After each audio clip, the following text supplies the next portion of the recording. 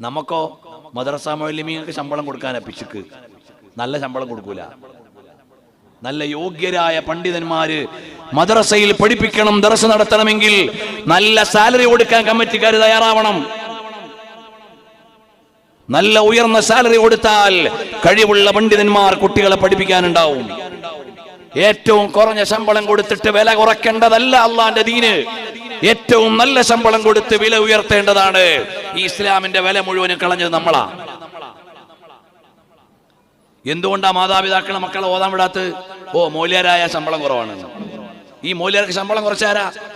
ഇവിടുത്തെ ഇന്നത്തെ ഗവൺമെന്റ് ആണോ? ഇസ്ലാമിന്റെ വിരോധികളാണോ? നമ്മൾ ഈ സമുദായമാണ് ഇതിനെ ഡീഗ്രേഡ് ചെയ്തത്. മദ്രസയുടെ ക്ലാസ് റൂമുകൾ വേണ്ടത്ര ഭംഗിയാക്കാത്തത് ആര്? നമ്മള്. മുഅല്ലിമീങ്ങൾക്ക് നല്ല ശമ്പളം കൊടുക്കാത്തത് ആര്? നമ്മള്. അതുകൊണ്ട് ഈ സമുദായം മാറി ആലോചിക്കണമെന്ന് വിനീതമായി ഞാൻ ഓർമ്മപ്പെടുത്തുകയാണ്.